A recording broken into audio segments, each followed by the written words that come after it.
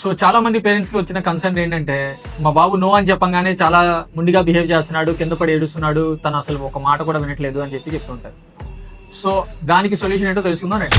Hi, this is doctor Jafar, autism child development centre, Vijayawada. పిల్లలు ఏదైనా విషయంలో మనం నో అని చెప్తే ముందుగా ప్రవర్తిస్తారు, కింద పడి ఏడుస్తూ ఉంటారు. దీనికి కారణం ఏంటంటే ప్రీ ఫ్రంటల్ కార్టెక్స్ అనేది పూర్తిగా రెడీ అవ్వకపోవడం వల్ల నో అని వినంగానే తను కింద పడిపోయి ఏడుస్తూ ఉంటాడు.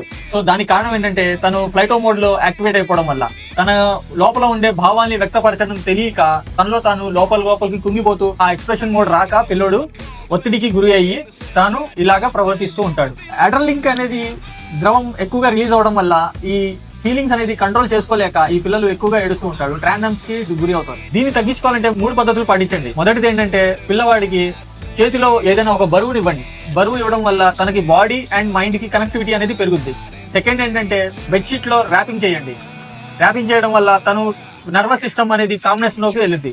థర్డ్ ఏంటంటే పిల్లవాడికి లైటింగ్ అండ్ సౌండ్ ఎన్విరాన్మెంట్ ని కామ్ డౌన్ చేయండి, తగ్గించండి లైటింగ్ ని అండ్ సౌండ్. సో దీనివల్ల ఏంటంటే ఈ నర్వస్ సిస్టమ్ కామ్ డౌన్ అయ్యి తనకి ఉన్న ఈ అగ్రెసివ్నెస్ ని తగ్గుద్ది.